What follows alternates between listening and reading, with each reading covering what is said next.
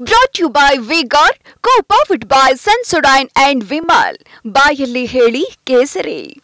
Associate sponsor Ultratech Cement. Co-sponsored by Saptagiri NPS University. ಇನ್ನು POCSO ಕೇಸ್ನಲ್ಲಿ ಯಡಿಯೂರಪ್ಪಗೆ ಈಗ ಬಂಧನ ಭೀತಿ ಎದುರಾಗಿರುವಂಥದ್ದು. ಹಾಗಾಗಿ ಹೈಕೋರ್ಟ್ನಲ್ಲಿ ಯಡಿಯೂರಪ್ಪ ಏನೊಂದು ಅರ್ಜಿಯನ್ನು ಸಲ್ಲಿಸಿದ್ರು, ಕ್ವಾಶ್ ಮಾಡಬೇಕು ಈ ಒಂದು ಪ್ರಕರಣವನ್ನ ಅಂತ ಹೇಳಿ ಈಗ ವಿಚಾರಣೆ ನಡೀತಾ ಇದೆ. ಪ್ರಕರಣ ರದ್ದು ಕೋರಿ ಬಿಎಸ್ವೈ ಸಲ್ಲಿಸಿದ್ದಂತಹ ಅರ್ಜಿ ಇದು. ಬಿಎಸ್ವೈ ಪರ ವಕೀಲ ಸಿ.ವಿ. ನಾಗೇಶ್ ವಾದವನ್ನ ಮಂಡಿಸಿದ್ದಾರೆ. ಸೊ ಹೈಕೋರ್ಟ್ನಿಂದ ಏನ್ ತೀರ್ಮಾನ ಬರುತ್ತೆ, ಏನ್ ತೀರ್ಪು ಬರುತ್ತೆ ಅನ್ನುವಂಥದ್ದು ಈಗ ಕುತೂಹಲಕರ.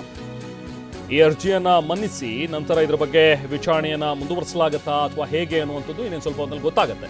ಸದಾಶಿವನಗರ ಪೊಲೀಸ್ ಠಾಣೆಯಲ್ಲಿ ದಾಖಲಾಗಿರುವಂತಹ ಕೇಸ್ ಇದು. ಪೋಕ್ಸೋ ಸೆಕ್ಷನ್ 8ರ ಅಡಿಯಲ್ಲಿ ಕೇಸ್ ದಾಖಲಾಗಿದೆ. ಯಡಿಯೂರಪ್ಪ ಅವರ ವಿರುದ್ಧ ದಾಖಲಾಗಿರುವಂತಹ ಕೇಸ್ ಇದು. ಫೆಬ್ರವರಿ 2ನೇ ತಾರೀಕು ಘಟನೆ ಬಗ್ಗೆ ಮಾರ್ಚ್ 14ನೇ ತಾರೀಕು ಬಂದು ಎಫ್ಐಆರ್ ಅನ್ನ ದಾಖಲಿಸ್ತಾರೆ ಒಬ್ಬರು ಲೇಡಿ. ಬಿಎಸ್ವೈ ಪರ ಹಿರಿಯ ವಕೀಲ ಸಿ.ವಿ. ನಾಗೇಶ್ ಈಗ ವಾದವನ್ನ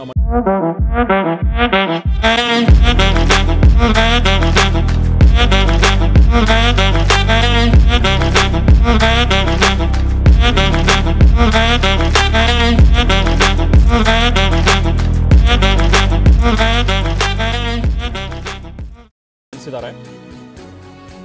ದೂರುದಾರರ ಹಿನ್ನೆಲೆಯನ್ನ ಕೇಳಿದ್ರು ನ್ಯಾಯಮೂರ್ತಿ ಕೃಷ್ಣ ಎಸ್ ದೀಕ್ಷಿತ್ ಅವರು. ದೂರುದಾರ ಮಹಿಳೆ ಕೇಸ್ ಮೇಲೆ ಕೇಸ್ ಹಾಕ್ತಾರೆ ಅಂದ್ರೆ ಅವರೊಂದು ರೀತಿ ಈ ತರದ ಒಂದು 40-45 ಕೇಸ್ಗಳಿವೆ, ಸಾಕಷ್ಟು ಜನ ಹಿರಿಯ ಅಧಿಕಾರಿಗಳ ಮೇಲೆ ಕೇಸ್ ಹಾಕ್ತಾರೆ, ಬ್ಲಾಕ್ ಮೇಲ್ ಮಾಡೋದೇ ಅವ್ರ ಕೆಲಸ ಅನ್ನುವಂಥದ್ದನ್ನ ಕೂಡ ಜಡ್ಜ್ನ ಮುಂದೆ ತಂದಿದಾರಂತೆ. ಅದಲ್ಲ, ಆಕೆಯ ವೃತ್ತಿ ಏನು ಅಂತ ಹೇಳಿ ನನಗೆ ಹೇಳಿ ಅಂತ ಹೇಳಿ ಜಡ್ಜ್ ಕೂಡ ಕೇಳಿದ್ರಂತೆ. ಆಗ ಆಕೆ ಬಿಸ್ನೆಸ್ ವುಮನ್ ಅಂತ ಹೇಳಿ ಸಿ.ವಿ. ನಾಗೇಶ್ ಅವರು ಹೇಳಿದ್ದಾರೆ.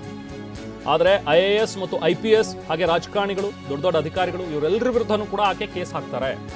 VIP-ಗಳ ಮೇಲೆ ಕೇಸ್ ಹಾಕೋದು ಒಂದು ರೀತಿ ಆಕೆಗೆ ಹವ್ಯಾಸ ಆಗ್ಬಿಟ್ಟಿತ್ತು. ಈಗಿಲ್ಲ, ಆಕೆ ಆ ಮಹಿಳೆ ಕೂಡ ಮೃತಪಟ್ಟಿದ್ದಾರೆ. ಸೊ ಅದನ್ನು ಕೂಡ AG ಶಶಿಕಿರಣ್ ಶೆಟ್ಟಿ ಅವರು ಜಡ್ಜ್ ಗಮನಕ್ಕೆ ತಂದ್ರು. ಪುತ್ರಿ ಅಲ್ಲದೆ ಎಂಜಿನಿಯರ್ ಓದಿದಂತಹ ಒಬ್ಬ ಪುತ್ರ ಕೂಡ ಇದ್ದಾನೆ ಆಕೆಗೆ. ಪತಿ ಪುತ್ರನ ವಿರುದ್ಧ ಕೂಡ ಈಕೆ ಕೇಸ್ ಹಾಕಿದ್ದಾರೆ ಅಂತ ಹೇಳಿ ಈಕೆಯ ಬಗ್ಗೆನೂ ಕೂಡ ಒಂದಷ್ಟು ಕೋರ್ಟ್ನ ಗಮನಕ್ಕೆ ತಂದಿದ್ದಾರೆ. ಈಗ ಎಲ್ಲ ವಾದ ಪ್ರತಿವಾದಗಳನ್ನು ಆಲಿಸ್ತಾ ಇರುವಂತಹ ನ್ಯಾಯಮೂರ್ತಿಗಳು ಕೃಷ್ಣ ಎಸ್ ದೀಕ್ಷಿತ್ ಅವರು ಏನು ತೀರ್ಮಾನವನ್ನು ಕೊಡ್ತಾರೆ, ಏನು ತೀರ್ಪನ್ನು ಕೊಡ್ತಾರೆ, ಅಥವಾ ಈ ಪ್ರಕರಣ ಹೇಗೆ ಸಾಗುತ್ತೆ ಅನ್ನುವಂಥದ್ರ ಮೇಲೆ ಯಡಿಯೂರಪ್ಪ ಅವರ ಒಂದು ಭವಿಷ್ಯ ಕೂಡ ನಿರ್ಧಾರ ಆಗುತ್ತೆ. ಯಾಕಂದರೆ ಇವತ್ತು ಒಂದು ಆಂಟಿಸಿಪೇಟರಿ ಬೇಲ್ನ ಒಂದು ವಿಚಾರಣೆ ಕೂಡ ಬರಬೇಕಾಗಿದೆ. ಈಗಾಗಲೇ ನಿನ್ನೆ ಕೋರ್ಟ್ ಡೈರೆಕ್ಷನ್ ಕೊಟ್ಬಿಟ್ಟಿತ್ತು, ವಾರಂಟ್ ಕೂಡ ಜಾರಿ ಮಾಡಿದೆ. CID ಅವರಿಗೆ ಯಡಿಯೂರಪ್ಪ ಅವರನ್ನ ಅರೆಸ್ಟ್ ಮಾಡಿ ಕರ್ಕೊಂಡು ಬಂದು ಪ್ರೊಡ್ಯೂಸ್ ಮಾಡಿ ಅಂತ ವಾರಂಟ್ ಕೂಡ ಈಗ ಕೊಟ್ಟಿದ್ದಾರೆ. ಸೊ ಈಗ CID ಅವರು ಕೂಡ ಹುಡುಕ್ತಾ ಇದ್ದಾರೆ ಯಡಿಯೂರಪ್ಪ ಅವರು ಎಲ್ಲಿ ಅಂತ. ಸದ್ಯಕ್ಕೆ ಯಡಿಯೂರಪ್ಪ ಎಲ್ಲಿದ್ದಾರೆ ಅನ್ನೋದ್ರ ಬಗ್ಗೆ ಯಾರಿಗೂ ಕೂಡ ಗೊತ್ತಿಲ್ಲ. ಡೆಲ್ಲಿಲಿದ್ದಾರೆ ಅಂತ ಹೇಳಿ ಹೇಳ್ತಾರೆ ಕೆಲವರು, ಬಟ್ ಡೆಲ್ಲಿಲೂ ಇಲ್ಲ, ಬೇರೆ ಕಡೆ ಅವರೆಲ್ಗೋ ಹೋಗಿದ್ದಾರೆ, ಒಂದು ಸೇಫ್ ಜಾಗದಲ್ಲಿ ಅವರು ತಲೆಮರೆಸ್ಕೊಂಡಿದ್ದಾರೆ ಅಂತಲೂ ಕೂಡ ಮಾತಾಡ್ತಾ ಇದ್ದಾರೆ. ಸೊ ಇದೆಲ್ಲವೂ ಕೂಡ ಇರುವಂತಹ ಸುದ್ದಿ. ಬಟ್ ಈಗ ಯಡಿಯೂರಪ್ಪ ಅವ್ರನ್ನ ಅರೆಸ್ಟ್ ಯಾವಾಗ ಮಾಡ್ತಾರೆ ಅನ್ನುವಂಥದ್ದು ಕೂಡ ಇರುವಂಥ ಪ್ರಶ್ನೆ. CID ಅಧಿಕಾರಿಗಳು ಹುಡುಕ್ತಾ ಇದ್ದಾರೆ ಈಗ ಯಡಿಯೂರಪ್ಪ ಅವ್ರನ್ನ, ಯಾಕಂದರೆ ಕೋರ್ಟ್ ಕೂಡ ನಾನ್ ಬೆಲೆಬಲ್ ವಾರಂಟನ್ನು ಇಶ್ಯೂ ಮಾಡಿರೋದ್ರಿಂದಾಗಿ. ಇನ್ನು BSY ವಿರುದ್ಧ ಯಾವತ್ತೂ ಕೂಡ ಇಂತಹ ಆರೋಪ ಬಂದೇ ಇರಲಿಲ್ಲ ಅಂಥೇಳಿ ಬೆಂಗಳೂರಿನಲ್ಲಿ ಕೇಂದ್ರ ಸಚಿವೆ ಶೋಭಾ ಕರಂದ್ಲಾಜೆ ಮಾತಾಡಿದ್ದಾರೆ.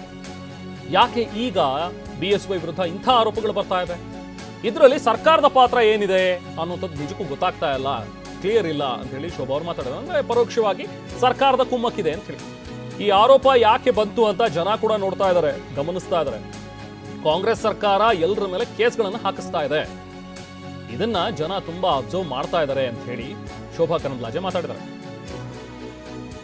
ಈ ಕೇಸಿನ ಮಾಹಿತಿ ನನಗೆ ಗೊತ್ತಿಲ್ಲ, ಆದರೂ ನಿಮ್ಮ ಮಾಧ್ಯಮದ ಮೂಲಕ ನಾನು ನೋಡಿದ್ದೀನಿ. ಯಡಿಯೂರಪ್ಪನವರ ಬಹಳ ಉದ್ದವಾದಂಥ ಒಂದು ರಾಜಕೀಯ ಬದುಕು ಕರ್ನಾಟಕದಲ್ಲಿ ಇದೆ. ಯಾವತ್ತೂ ಕೂಡ ಈ ರೀತಿಯ ಆರೋಪಗಳು ಕೇಳಿ ಬಂದಿಲ್ಲ. ಆದರೆ ಈ ಬಾರಿ ಯಾಕೆ ಬರ್ತಾ ಇದೆ, ಇದರ ಹಿಂದೆ ಸರ್ಕಾರದ ಪಾತ್ರ ಏನಿದೆ, ಇದು ಯಾವುದು ನನಗೆ ಗೊತ್ತಿಲ್ಲ. ಆದರೆ ನನಗೆ ವಿಶ್ವಾಸ ಇದೆ, ನ್ಯಾಯಾಲಯ, ಕೋರ್ಟು ನಮ್ಮ ಖಂಡಿತವಾಗಿ ಈ ನೆಲದ ಕಾನೂನನ್ನು ಎತ್ತಿ ಹಿಡಿಯುತ್ತೆ. ಮತ್ತು ಹಿರಿಯ ನಾಯಕರು ಯಡಿಯೂರಪ್ಪನವರು ಈ ಕಾರಣಕ್ಕಾಗಿ ಅವರ ಬಗ್ಗೆ ಯಾಕೆ ಈ ರೀತಿ ಆರೋಪ ಬಂದಿದೆ ಅನ್ನುವಂಥದ್ದನ್ನು ಖಂಡಿತವಾಗಿ ಈ ರಾಜ್ಯದ ಜನ ಗಮನಿಸ್ತಾ ಇದ್ದಾರೆ. ಕಾಂಗ್ರೆಸ್ ಸರ್ಕಾರದ ಎಲ್ಲರ ಮೇಲೆ ಕೇಸ್ ಹಾಕುವಂಥ ಒಂದು ಪ್ರಕರಣಗಳನ್ನು ಕೂಡ ಗಮನಿಸ್ತಾ ಇದ್ದಾರೆ. ಕಾದು ನೋಡೋಣ. ಈ ಕೇಸಿನ ಮಾಹಿತಿ ನನಗೆ ಗೊತ್ತಿಲ್ಲ. Brought to you by V-Guard, co-powered by Sensodyne and Vimal. ಬಾಯಲ್ಲಿ ಹೇಳಿ ಕೇಸರಿ. Associate sponsor Ultratech Cement. Co-sponsored by Saptagiri NPS University.